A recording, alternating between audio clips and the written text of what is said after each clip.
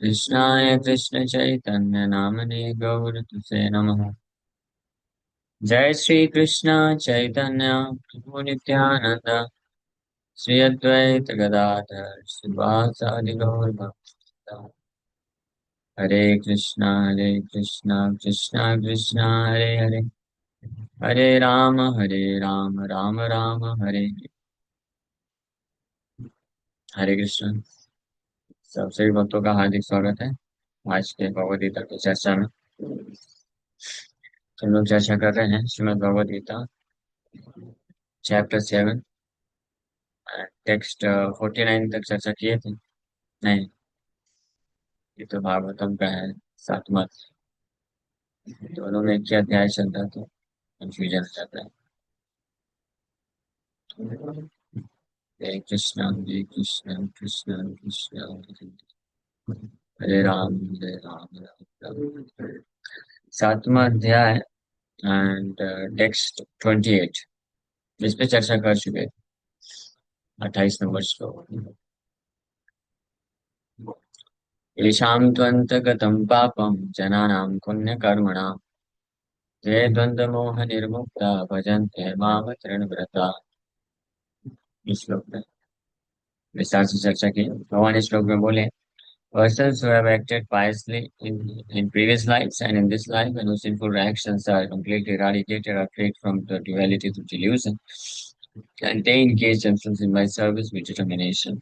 ऐसे लोग जो पूर्व जीवन में और इस जीवन में भी पुण्य तरीके से जीवन यापन किए हैं और जिनके पाप पूरी तरीके से नष्ट हुए हैं, वो समस्त प्रकार के मोह और द्वंद्व से मुक्त होकर के मेरी सेवा में डिटर्मिनेशन के साथ लग जाते हैं।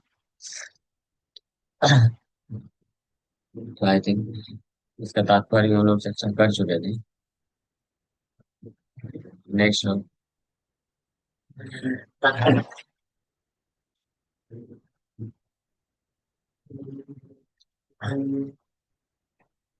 जरा मरण मोक्षाय माम आश्रित्य यतन्ति ये, ते ब्रह्म तद्विदो कृष्णम् अध्यात्मं कर्म चाखिलम्।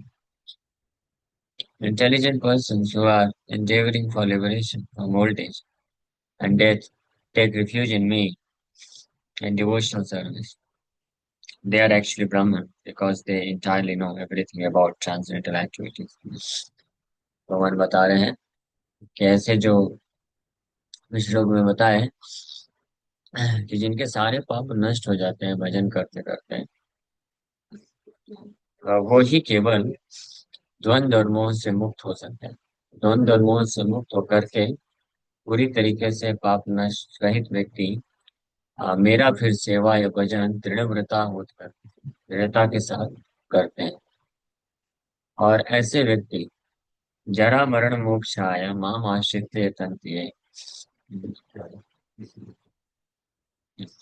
तो ऐसे बुद्धिमान व्यक्ति जो कि जरा मरण, मृत्यु और बुढ़ापा, जन्म मृत्यु जरा व्याधि, मृत्यु और जरा से मुक्त होने के लिए मेरा आश्रय लेते हैं भक्ति पूर्वक। हाँ आश्रित यतन्ति, इंडेवर करते हैं मेरा आश्रय लेकर के, भक्ति का आश्रय लेकर। ते ब्रह्म तद विदु कृष्ण। ऐसे लोग जो वास्तव में ब्रह्म कहलाते हैं। ब्रह्म मतलब ब्रह्म भूत प्रसन्न आत्मा, यानी आत्म साक्षात्कार को प्राप्त करते हैं।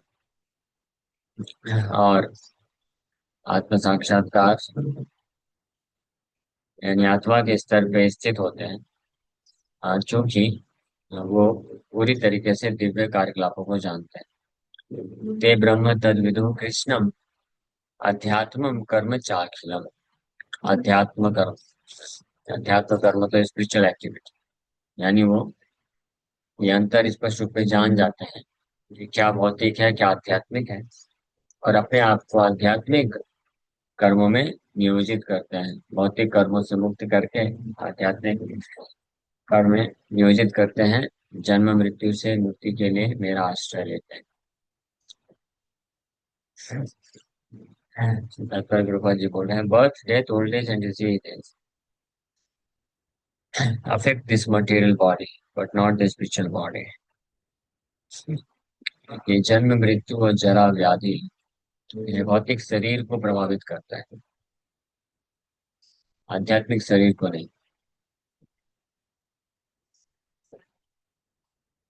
आध्यात्म भौतिक शरीर को प्रभावित करता है, आध्यात्मिक शरीर को नहीं। There is no birth, death, old age, and disease for the spiritual body. So one who attains a spiritual body becomes one of the associates of the Supreme Personality of Godhead and engages in eternal devotional service. Is really liberated. तो जो व्यक्ति इस प्रकार के आध्यात्मिक स्वरूप को प्राप्त कर लेता है, भगवान का पार्षद बनता है और भगवान के नित्य सनातन सेवा में करता है, ऐसा व्यक्ति वास्तविक रूप में मुक्त कहलाता है। अहम ब्रह्मास्मि, I am spirit.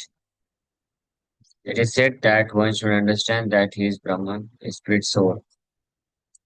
This Brahman conception of life is also in devotional service, as described in this verse. The pure devotees are transcendently situated on the Brahman platform and they know everything about transcendental activities. जो शुद्ध भक्त होते हैं वो वास्तविक रूप में ब्रह्मन platform ब्रह्म भूत स्थिति में होते हैं, जहाँ पे उनको ज्ञात होता है स्पष्ट कि क्या आध्यात्मिक है, क्या आध्यात्मिक कार्य है और क्या भौतिक कार्य है। इस बात को स्पष्ट जानते हुए वो जो है दिव्य स्तर के कार्यकलाप में अपने आप को लगाते हैं, जिससे उनको भी बोला जाता है कि वो ब्रह्मभूत है। Four kinds of impure devotees who engage themselves in the transcendental service of the Lord achieve their respective goals, and by the grace of the Supreme Lord, when they are fully Krishna conscious, they actually enjoy spiritual association with the Supreme Lord. For those who are worshippers of demigods, they never reach the Supreme Lord in his Supreme planet. Even the less intelligent Brahman realized persons cannot reach the Supreme planet of Krishna, known as Golok Vrindavan. इस अध्याय में कुछ 8, 10, 12 श्लोक पहले भगवान वर्णन कर रहे हैं ये चार प्रकार के जो है अशुद्ध भक्त, इम्प्योर डिवोटीज, ये पूरी तरह से शुद्ध नहीं है, शुद्ध भक्त है जिनके हृदय में भौतिक कामनाएं हैं।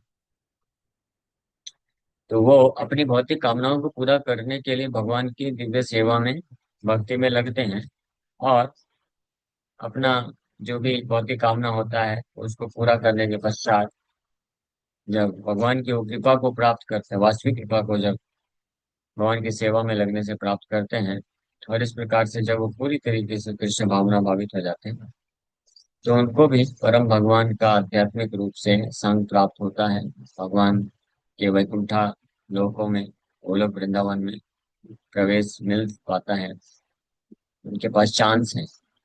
ये भगवान एक एक करके स्टेप बाय स्टेप बता रहे हैं कि हालांकि चार प्रकार के लोग मेरा भजन करते हैं, भक्ति करते हैं अपनी भौतिक कामनाओं को पूर्ति करने के लिए, लेकिन क्योंकि ये मेरे भक्तों के संग में रह करके मेरे भजन में लगे रहते हैं तो धीरे धीरे ये शाम तो अंतगतम पापम जनानाम पुण्य कर्मणा, कई बार कई जन्मों में इस प्रकार के भजन से भौतिक कामना युक्त भजन को करते करते वो जब शुद्ध हो जाते हैं तो पूर्ण रूप से वो मेरे प्रति समर्पित हो जाते हैं, पूर्ण रूप से कृष्ण भावना भावित हो जाते हैं।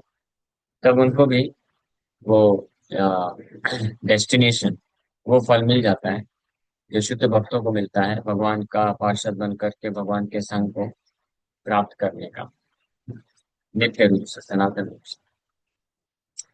लेकिन जो लोग देवताओं के उपासक होते हैं वो कभी भी भगवान के परम आध्यात्मिक लोगों को प्राप्त नहीं कर पाते हैं जब तक वो भगवान के भजन में नहीं लगते।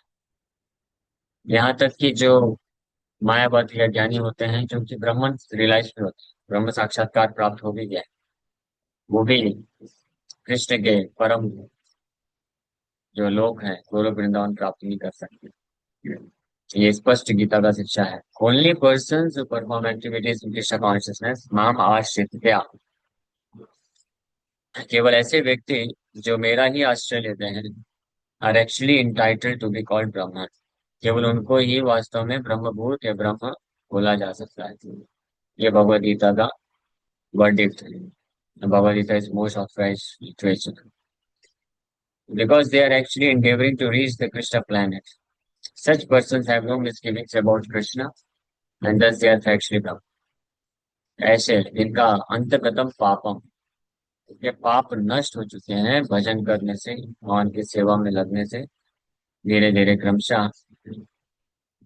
ऐसे लोग, तो ऐसे जो भक्त होते हैं उनको कृष्ण के बारे में कोई संदेह नहीं होता है और वो वास्तव में ब्राह्मण कहलाते हैं और वो परम लोक कृष्ण लोक को प्राप्त कर लेते हैं।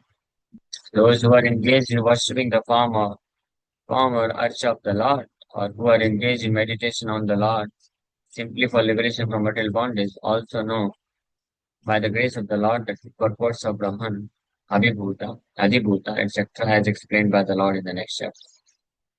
जो लोग भगवान के रूप का विग्रह का सेवा करते हैं, भगवान के ध्यान में रहते हैं, वो भी भाव बंधन से मुक्ति के लिए, वो भी वास्तव में ब्रह्मन का वास्तविक अर्थ समझ पाते हैं और हाँ, इस प्रकार से परम गंतव्य को प्राप्त करने के लिए योग एक साथ यहीं पे विराम करते हैं। Thank you very much. किसी भक्त का कोई प्रश्न है तो पूछ सकते हैं। हरे कृष्ण। प्रभु जी, ये आपने जो बताया कि चार प्रकार के जो शुद्ध भक्त, तो मतलब यही यही लोग आते हैं ना, दुखी, अर्थार्थी और ज्ञानी हाँ यस या यस। जिज्ञासु, वही चार लोग ना प्रभु? हाँ कि जो मतलब अपनी भौतिक कामना से कोई दुखी होके भगवान की मतलब भगवान को ढूंढने के लिए आते हैं। हाँ, भौतिक कामनाओं को पूरा करने के लिए। ठीक है। ओके प्रभु जी, बस यही था। Thank you. हरे हरे कृष्ण। कृष्ण। और कोई प्रश्न?